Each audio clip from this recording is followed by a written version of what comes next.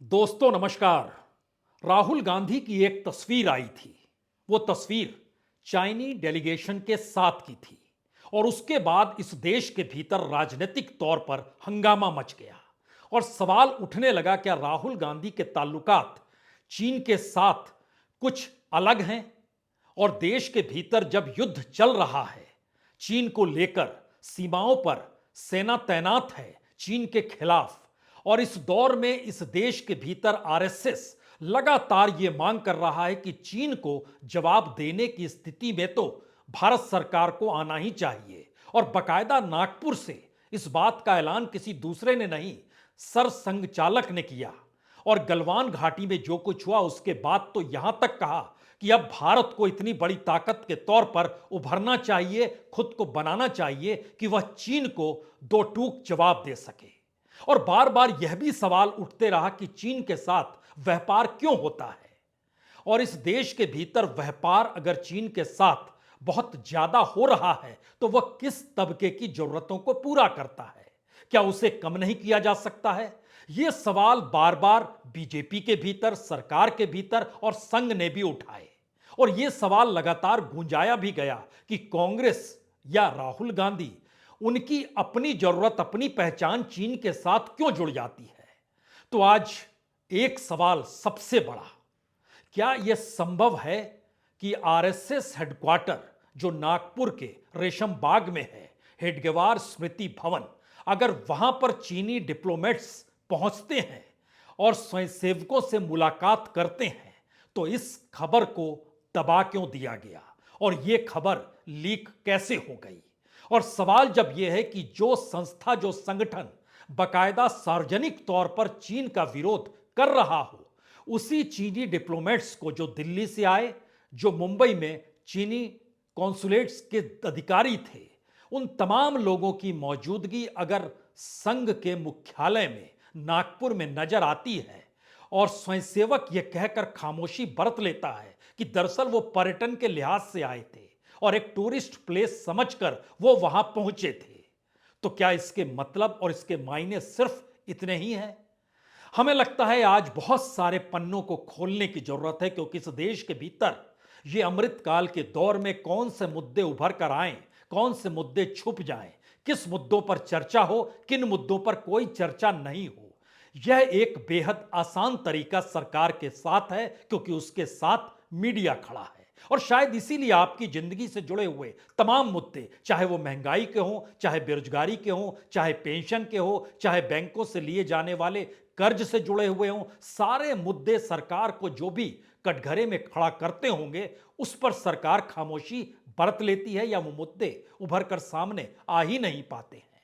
तो एक मामला या एक खबर जो लीक होकर सामने आई, उससे दिल्ली के तो होश फाख्ता हो गए, क्योंकि चीन को लेकर जो वैचारिक परिस्थिति लगातार गवर्नेंस के तौर पर, विदेश नीति के तौर पर और सीमा पर जवानों की मौजूदगी, चाहे वो अरुणाचल प्रदेश हो, चाहे लद्दाख हो, चाहे उत्तराखंड का इलाका हो, सीमावर्ती इलाकों में चीन के सेनाओं के साथ दो दो हाथ करते हुए भारत की सेना की तैनाती का जिक्र अक्सर होता है और प्रधानमंत्री जय जवान कहते हुए इन इलाकों में पहुंचते भी हैं और सेना की पीठ भी ठकठकाते हैं। अब यहां पर सवाल है कि डिप्लोमेट्स जो चाइना के थे वो नागपुर के रेशम बाग में क्या करने गए? दिसंबर के पहले हफ्ते में स्मृति मंदिर है जो कि हेडगेवार भवन के नाम से जाना जाता है और बकायदा उस पर लिखा हुआ है केशव बलिराम हेडगेवार, केशव बलिराम हेडगेवार स्मृति मंदिर नागपुर, यही लिखा हुआ है। और यहां पर तमाम स्वयंसेवकों की मौजूदगी होती है। यह अलग मसला है कि जिस वक्त चीन के डेलीगेट्स वहां पहुंचे उस वक्त सरसंघ चालक नहीं थे, लेकिन दूसरी रैंक के स्वयंसेवक या उन अधिकारियों की मौजूदगी थी। और ऐसा भी नहीं है कि संघ इससे पहले अपने विदेशी तालमेल को लेकर छुपाता रहा हो, लेकिन चीन को लेकर उसने जो भी सार्वजनिक बयान गलवान घाटी की घटना के बाद दिए और उससे पहले इस देश की आर्थिक नीतियों को लेकर जो भी लकीर चीन को लेकर संघ ने खींची, हर मौके पर वो व्यापार से जुड़ी हो या सामरिक परिस्थितियों से जुड़ी हो, सीमा से जुड़ी हो या सरकार की विदेश नीति से जुड़ी हो, हमेशा चीन को काउंटर करने की स्थिति में आरएसएस इसलिए आया क्योंकि 1962 के युद्ध के वक्त चीन जिस रूप में भारत की सीमा पर घुसा था, उस दौर में स्वयंसेवक बकायदा सेवा करने के लिए जवानों की इन इलाकों में पहुंचे थे। और यही वो सबसे बड़ी वजह भी थी कि 26 जनवरी की परेड में उस दौर में नेहरू ने आमंत्रित किया था राष्ट्रीय स्वयंसेवक संघ के स्वयंसेवकों को। लेकिन क्या जिस दौर में भारत की सीमा को लेकर सवाल चीन के साथ उलझे हुए हैं, उसी दौर में भारत सरकार यानी खुद मोदी सरकार हो और राष्ट्रीय स्वयंसेवक संघ हो, वह खुले तौर पर जब विरोध कर रहा है और इससे पहले वह जिनके साथ खड़ा है उन डिप्लोमेट्स का स्वागत उसने खुले तौर पर किया है, तो चीनी डेलीगेट्स जब पहुंचे नागपुर के संघ मुख्यालय में तो इस बात को छुपाने की जरूरत क्यों पड़ गई? क्योंकि याद कीजिए, बकायदा इजरायली डिप्लोमेट को तो विजयदशमी जो फाउंडेशन डे होता है, स्थापना दिवस आरएसएस का होता है, 2021 में उनको चीफ गेस्ट बनाया गया। इससे पहले डिप्लोमेट्स को देखिएगा तो जर्मनी के डिप्लोमेट्स हों, फ्रांस के हों, श्रीलंका के हों, इनके एम्बेसडर्स को भी आरएसएस ने अपने यहां रिसीव किया है। लेकिन फिर वो कौन सी बात है कि जिन बातों को लगातार छुपाया जा रहा है? और अगर चीनी डिप्लोमेट्स इस दौर में किसी से भी मिलते, वो कोई भी सामाजिक संगठन हो, सांस्कृतिक संगठन हो, जैसे आरएसएस खुद को सामाजिक और सांस्कृतिक संगठन कहता है, अगर इस तर्ज पे कोई संगठन चीनी डिप्लोमेट से मिला होता या फिर इस देश की कोई भी पॉलिटिकल पार्टी, यहां तक कि एक वक्त इस देश के वामपंथी जो माओ का गुणगान करते थे, वह भी आज की तारीख में चीन के डिप्लोमेट से मिलकर देख ले, उसके बाद इस देश में राजनीतिक हंगामा कोई दूसरा नहीं, संघ, बीजेपी, सरकार और मीडिया, हर दृष्टि से चारों तरफ से ये बातें शुरू हो जाएंगी कि क्यों मिलते हैं ये। अब सवाल है कि आरएसएस हेडक्वार्टर में वो क्या करने गए। जो सफाई निकल कर आई उसमें जानकारी दी गई और यह जानकारी दोनों तरफ से निकल कर आ चुकी है। चीनी डिप्लोमेट्स का कहना था गए थे और स्वयंसेवकों की तरफ से जानकारी आई वो आए थे। अब यह सवाल है कि उससे पहले वो वर्धा गए थे। वर्धा में जो महात्मा गांधी अंतर्राष्ट्रीय हिंदी विश्वविद्यालय है, वहां चीनी भाषा की पढ़ाई होती है। चीनी डिप्लोमेट्स वहां भी गए और वहां पर जो भी जिस तरीके की स्कॉलरशिप की स्कीम होती है उसका भी उन्होंने जिक्र भी किया।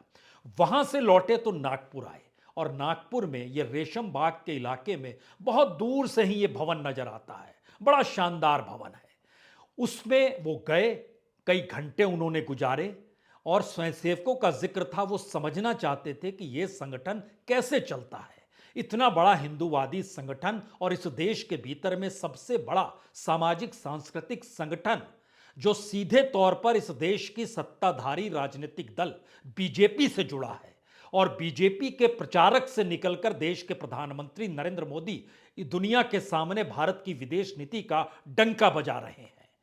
और यह भी बड़ा महत्वपूर्ण है कि चंद दिनों पहले ग्लोबल टाइम्स में एक आर्टिकल भी छपा, उसमें प्रधानमंत्री मोदी की विदेश नीति की भरपूर तारीफ की गई। न सिर्फ विदेश नीति की बल्कि ग्लोबल टाइम्स का वो पन्ना हमारे पास है जिसमें उन्होंने बताया कि भारत की संस्कृति, भारत की इकोनॉमी, भारत की पॉलिटिक्स बीते 10 साल में और उसके साथ जो अंतर्राष्ट्रीय कारोबार है उसने कितनी जबरदस्त तरीके से एक ट्रांसफॉर्मेशन भारत को लेकर किया है। और इस दौर में खास तौर से रूस और यूक्रेन युद्ध के वक्त भारत की जो निकटता रूस के साथ दिखाई दी, उसकी तारीफ भी चीन के इस ग्लोबल टाइम्स के आर्टिकल में की गई। अब यहां पर 2-3 सवाल है। क्या विदेश नीति के मद्देनजर जो एक नया ग्लोबलाइजेशन इस दौर में सामरिक दृष्टि से हो रहा है, उसमें भारत अगर उसका केंद्र है तो चीन के साथ उसके संबंध अब प्रगाढ़ होने शुरू हो चले हैं। और अगर होने चले हैं तो फिर उसके बावजूद भी सरकार इन बातों को क्यों छुपा रही है, या फिर सरकार को पता ही नहीं था कि चीनी डेलीगेट्स वर्धा में यूनिवर्सिटी जाएंगे, महात्मा गांधी यूनिवर्सिटी जाएंगे और वहां से निकलकर वो संघ के हेडक्वार्टर पहुंच जाएंगे? क्या सरकार को जानकारी नहीं थी? यह संभव हो नहीं सकता है। तो सरकार ने इस पर चुप्पी क्यों बरती? और यह बात जब निकल कर आई और 1 महीने का वक्त लगा जिन बातों को निकल कर आया, इसकी पहली रिपोर्ट इस देश के जाने माने सबसे बड़े अंग्रेजी संस्थान के अखबार टाइम्स ऑफ इंडिया ने दी। उसके बाद इन बातों को पता लगाने की जब शुरुआत हुई तो नागपुर में मौजूद स्वयंसेवकों ने कहा हां, बकायदा सेकंड रैंक के स्वयंसेवकों की मौजूदगी थी।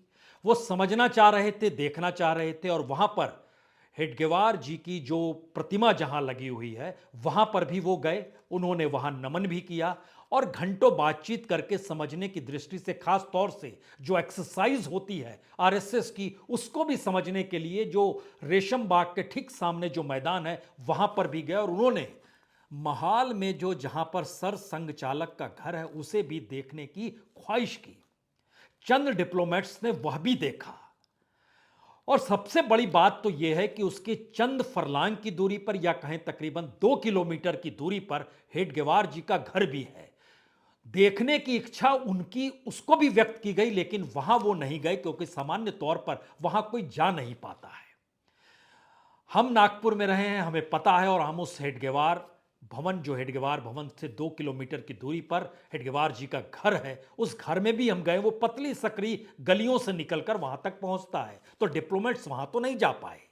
लेकिन उसके बावजूद भी ये पूरी प्रक्रिया को लेकर जो संशय की स्थिति इस देश के भीतर नए तरीके से डेवलप हुई, वो वैचारिक तौर पर है, वह विदेश नीति के तौर पर है, और इस देश के संबंधों में चीन के साथ संघ के जुड़ाव को लेकर भी है। क्योंकि इजराइल से निकटता आरएसएस की खुले तौर पर है, सरकार की नीतियां भी उस अनुकूल है, और यूरोपीय देशों में जर्मनी, फ्रांस, या जो जिक्र अब श्रीलंका का हो रहा है, उनको लेकर भी निकटता रही है। लेकिन फिर इसके मतलब मायने क्या यही है कि सरकार के संगठन हो, सरकार से जुड़े हुए संस्थान हो, और उसमें अगर आरएसएस हो तो उनको हर चीज माफ है, या सारी खुली परिस्थिति उनके साथ है, और इस बातों को छुपा लिया जाता है। कोई खबर आप टेलीविजन स्क्रीन पर इस दौर में रेंगते हुए नहीं देख पाए होंगे कि वाकई ऐसा हुआ, जबकि यह जानकारी विदेश मंत्रालय के पास है, जबकि यह जानकारी प्रधानमंत्री कार्यालय के पास है, इस देश के गृह मंत्रालय के पास है, और बकायदा महाराष्ट्र सरकार के पास भी है जिस वक्त चीन के डेलीगेट्स आए थे। तो क्या इस देश के भीतर में सारे सवाल जो इस देश की सरकार को कटघरे में खड़ा करते हो, उसको बहुत ही हुनरमंद तरीके से इस दौर में छुपा लिया जाता है? और शायद यही वजह है कि इस देश से जुड़े हुए सवाल, जो यहां के लोगों से जुड़े हुए सवाल हैं और जिनको लेकर वाकई सरकार मुश्किल में आ जाए, उनसे लोग सवाल करने लगे, उसको बहुत ही शानदार तरीके से सरकार की उपलब्धियों के रेड कारपेट तले इस दौर में दबा दिया जाता है। और मौजूदा वक्त में तो बार बार इस बात का जिक्र है कि प्रधानमंत्री की उपलब्धियों को लेकर जनता सेल्फी ले सकती है, लेकिन जनता खुद सरकार से कोई सवाल नहीं पूछ सकती है कि उसके पीछे जो वोट उज्ज्वला योजना का लगा हुआ है, उसमें पहले सिलेंडर के बाद दूसरे सिलेंडर की कीमत जो थी वो कितनी वसूली गई। ऐसा क्यों है कि उज्ज्वला योजना के तहत राजस्थान में चुनावी नारे के तहत 450 रुपए में सिलेंडर मिलता है, लेकिन यह मध्य प्रदेश में नहीं है, यह गुजरात में संभव नहीं है, जबकि वहां पर भी बीजेपी की सरकार है। एक लंबी फहरिस्त है जिन मुद्दों को सरकार छुपाती है, और यहां हमें तो याद इसलिए आ रहा है 1962 और 1965 का युद्ध, क्योंकि उसी दौर में देश के प्रधानमंत्री लाल बहादुर शास्त्री ने जय जवान जय किसान का नारा दिया था। और हाल ही में सेना से रिटायर हुए सबसे वरिष्ठ अधिकारी ने जब अपनी किताब में अग्निवीर को सबसे बड़ी भूल और सबसे बड़ी गलती के तौर पर उल्लेख किया, तो उस अग्निवीर वाले एस्पेक्ट को भी सरकार छुपा कर ले गई। और किसानों के मुद्दे जो इस दौर में वो एमएसपी बढ़ाते चली जाती है, लेकिन एमएसपी किसानों को नहीं मिलती है। उनकी हालत क्या है और वो क्यों तैयार हो रहे हैं 13 फरवरी से एक बार फिर आंदोलन करने के लिए। और जिस तरीके की पंजाब के भीतर दोबारा से किसानों की पहल शुरू हो गई है, यह मुद्दा भी दब रहा है। हर रोज पंजाब के भीतर किसान एकजुट हो रहे हैं। हमें लगता है उनकी आवाज आज आपको सुननी चाहिए जब वो ऐलान कर रहे हैं कि बैसाखी के दिन से कूच करना है दिल्ली की तरफ और आंदोलन एमएसपी को लेकर शुरू होगा। सुनिए जरा। फैसले करने पड़े छाननी की है कि मोदी नू देश की खेती लुटन गई है। घरां दे काम बैठिए कि कारपोरेट घराणियां नू खेती सेक्टर ਹੱਥ ਬੰਨੇ ਸੀ ਕੰਮ ਛੱਡ ਦਿਓ ਅੱਜ ਤੁਸੀਂ ਉਹ ਕੰਮ ਦਾ ਕਰਵਾ ਕੇ ਦੇਖਤਾ ਔਰ ਅੱਗੇ ਵੀ ਜਿਹੜੀ ਤੁਹਾਡੇ ਗੜੀ ਝੋਲੀ ਅੱਡਾਂਗੇ ਇਹ ਕਾਮਯਾਬ ਹੋਊਗਾ ਮੈਂ ਬੇਨਤੀ ਕਰਦਾ ਦੋਵਾਂ ਫੋਰਮਾਂ ਨੇ ਜਿਹੜਾ ਦਿੱਲੀ ਕੂਚ ਦਾ ਫੈਸਲਾ ਕੀਤਾ ਵਾ ਉਹਦੀ ਡੇਟ ਲਾ ਦਿੱਤੀ ਸੀ ਡੇਟ ਤੋਂ ਬਾਅਦ ਮੈਂ ਤੁਹਾਨੂੰ ਕੰਮ ਦੱਸਣੇ ਆ ਜੇ ਤੁਸੀਂ ਆਹ ਕੁਝ ਕਰ ਦੋਗੇ ਮੈਂ ਤੁਹਾਡੇ ਨਾਲ ਵਾਅਦਾ ਕਰਦਾ ਸਾਰੀਆਂ ਮੰਗਾਂ ਬਣਾ ਕੇ ਆਵਾਂਗੇ ਇਹ ਕਰਨ ਦੀ ਲੋੜ ਆ ਭਰਾਵੋ 13 ਫਰਵਰੀ ਦਿੱਲੀ ਮੋਰਚੇ ਨੂੰ ਕੂਚ ਕਰਾਂਗੇ ਇਹ ਦੋਵੇਂ ਫੋਰਮਾਂ ਦਾ ਐਲਾਨ ਆ ਅੱਜ ਦੀ ਮਹਾਰੈਲੀ ਦੇ ਵਿੱਚ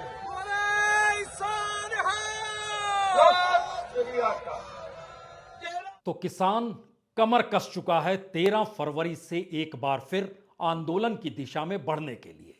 जाहिर है ऐसे बहुत सारे सवाल इस देश के भीतर हो सकते हैं। वो सवाल युवाओं की बेरोजगारी से हो सकते हैं। जो ग्रेजुएट हैं उनमें बेरोजगारी का परसेंटेज 42% को भी पार कर गया है। जिनके पास कोई रोजगार नहीं है, इस देश के भीतर महंगाई और नौकरी ना मिल पाने की परिस्थिति और उसके साथ ही पेंशन का पैसा निकालकर जिंदगी बसर करने की स्थिति, ये सवाल कोई मायने नहीं रखते हैं। लेकिन एक क्षण के लिए सोचिए कि भारत की इकोनॉमिक कंडीशन के भीतर कितना फ्रॉडिज्म इस दौर में पनप गया। हम आपको एक आंकड़ा देते हैं जिससे आपके सामने और चीजें साफ होंगी। जब मनमोहन सिंह प्रधानमंत्री हुआ करते थे उस वक्त 2009 से 2014 के बीच जो बैंक फ्रॉड 5 साल में हुए उसके जरिए 29,000 करोड़ रुपए का चूना इस देश को लग गया। लेकिन 2015 से 2019 यानी उसके बाद के 5 साल जब नरेंद्र मोदी प्रधानमंत्री हुए तो 1,74,000 करोड़ का चूना फिर से देश को लग गया और 19 के बाद के 4 साल 2023 तक ये बढ़कर 4,14,000 करोड़ हो गए। यानी फ्रॉड का मामला है। और इसके ठीक समानांतर अगला सवाल कोई भी पूछ सकता है कि तब तो किसानों की आय तो दुगनी 2022 में हो जानी चाहिए थी। यह सवाल अब क्यों नहीं उठता है? इस देश के भीतर में जो 3 कानून लाए गए जिसे सरकार ने वापस ले लिया उसके बाद किसानों की कौन सी स्थिति है, इस पर किसी ने गौर किया? किसानों की परिस्थिति इस देश के भीतर में लागत भी ना मिल पाने की स्थिति में आकर अटक गई है। तो क्या यह माना जाए कि हर वो मुद्दा जो सरकार को परेशान कर दे, सरकार से सवाल पूछने की दिशा में ले जाए, हर उस मुद्दे पर खामोशी इस दौर में बरती जा रही है और बकायदा मीडिया इस पर खामोशी बरत लेता और सरकार किसी सवाल का जवाब क्यों दे जब वो राष्ट्रीय तौर पर मुद्दा ही नहीं बन पाए। और इस देश के भीतर सूचना देने का काम तो मीडिया का है और इसीलिए एक लंबी फहरिस्त हमारे सामने है कि किस तरीके से जो किसानी को लेकर ही सवाल है उसको लेकर सोचिए। तो लगभग चुनाव से पहले सरकार कह रही है हां हम 29 रुपए किलो 5 लाख टन जो भारत चावल के नाम पर है उसे बेचेंगे। बाजार में उसकी कीमत 43 रुपए से ज्यादा है, हम 29 रुपए में बेचेंगे। क्यों बेचेंगे? महंगाई बहुत है, गरीबी बहुत है। तो जिनको 5 किलो अनाज दे रहे हैं उसके समानांतर हम भारत चावल भी बेचेंगे। यानी देश की इकोनॉमी इस चावल से समझे या जो नाफेड, एनसीसीएफ या केंद्रीय भंडार के जरिए ओपन मार्केट में सेल किया जाएगा, या इससे समझें कि नहीं प्याज तक के एक्सपोर्ट पर बैन लगा दिया गया, बासमती चावल पे बैन लगा दिया गया, जो टमाटर है उस पे बैन लगा दिया गया, आप एक्सपोर्ट ना कीजिए क्योंकि यहां पर उसकी कीमत महंगी ना हो। और जब आंकड़े आते हैं महंगाई तो उसकी कीमत भी उसके पार चली जाती है। दाल मिनिमम उत्पादन हो रहा है, मैक्सिमम आयात हो रहा है। तो हम उस क्षेत्र में भी पिछड़ रहे हैं जिस क्षेत्र के भीतर सबसे बड़ी ताकत हमारी कृषि के क्षेत्र में थी, उसको भी संभाल पाने की स्थिति में नहीं है। तो क्या ये सवाल धीरे धीरे गायब हो गए, लुप्त हो गए या लुप्त कर दिए गए? क्योंकि सरकार के सामने बड़े सवाल क्या हैं? सरकार के सामने सबसे बड़ा सवाल है कि हम तीसरी बार चुनकर आएंगे तो इस देश की इकोनॉमी दुनिया में तीसरे नंबर पर हो जाएगी। दूसरा बड़ा सवाल, हमारा अपना 5 ट्रिलियन की इकोनॉमी हो जाएगी। तीसरा बड़ा सवाल, हम विकसित राष्ट्र हो जाएंगे। चौथा सवाल, अंतर्राष्ट्रीय तौर पर भारत सबसे बड़े बाजार के तौर पर होगा और जो वर्ल्ड ग्लोबलाइजेशन की जो परिस्थिति मार्केट और सामरिक दृष्टि से बन रही है उसके बीच में कोई दूसरा देश नहीं, भारत ही महत्वपूर्ण होगा।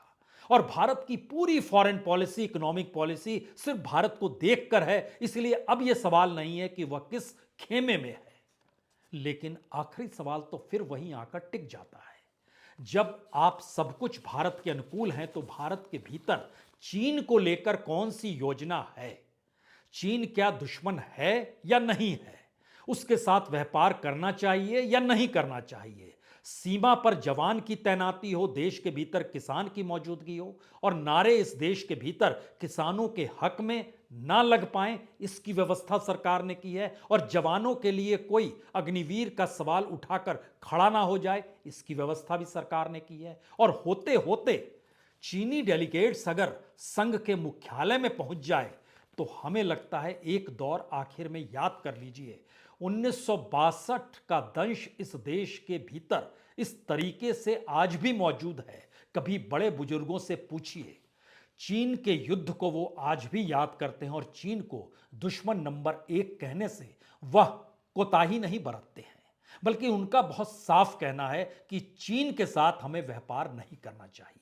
अंतर्राष्ट्रीय तौर पर चीन को लेकर नीति बहुत साफ होनी चाहिए। और इसी मर्म को इससे पहले राष्ट्रीय स्वयंसेवक संघ यानी आरएसएस ने पकड़ा। आरएसएस के स्वयंसेवकों के बीच, प्रचारकों के बीच जो पुराने प्रचारक होंगे उनसे भी पूछिए, वह भी कहेंगे चीन के साथ खड़े होना संभव नहीं है। तो क्या यह पूरी परिस्थिति 180 डिग्री में ठीक उल्टी आकर खड़ी हो गई और अब 360 डिग्री को नापते हुए बिल्कुल नई परिभाषा को गढ़ना चाह रही है, जहां पर संघ के मुख्यालय तक में, हम इसका जिक्र इसलिए कर रहे थे क्योंकि उस दंश को लेकर इंदिरा गांधी ने इस देश के भीतर चीन के डिप्लोमेट्स तो दूर, चीन के नागरिकों की आवाजाही भी इस देश के दूसरे प्रांतों में अपने खुद के प्रधानमंत्री रहते हुए होने नहीं देती थी। वो कहती थी कि कोई भी बड़ा अधिकारी चीन का वो आए तो दिल्ली ही आए, अगर उसको यहां आना है, वो दूसरे जगहों पर जाने की इजाजत नहीं देती थी और उसके लिए विशेष इजाजत ली जाती थी। और किसी भी संगठन जो सामाजिक और सांस्कृतिक तौर पर, जैसे राष्ट्रीय स्वयंसेवक संघ है, इस तरह के संगठनों से तो कोई मुलाकात इस देश के भीतर चीनी डिप्लोमेट्स तो दूर, चीन के अधिकारियों के साथ नहीं हो सकती थी। लेकिन सब कुछ अगर खुले तौर पर विरोध के स्वर के साथ चीन को लेकर हमारी नीति चल रही है, तो सरकार को बताना चाहिए चीनी डिप्लोमेट्स संघ के स्मृति मंदिर क्या करने गए थे, जो रेशम बाग का इलाका है वहां क्या करने गए थे, महाल में वो क्या देखने गए थे, और कौन सी वैचारिक आदान प्रदान की स्थिति ऐसी आ गई कि उनके जहन में आया कि चलें राष्ट्रीय स्वयंसेवक संघ का हेडक्वार्टर देख लें। जबकि सबको पता है कि एक हेडक्वार्टर दिल्ली में भी है, झंडेवालान में है, वो बन जरूर रहा है, लेकिन यहां पर भी अधिकारी मौजूद होते हैं। लेकिन जिस तरीके से शी जिनपिंग गुजरात पहुंचे थे, अहमदाबाद में झूला झूल रहे थे, यह उसके आगे की कड़ी तो नहीं है। सोचिए जरूर। बहुत बहुत शुक्रिया, बहुत बहुत शुक्रिया।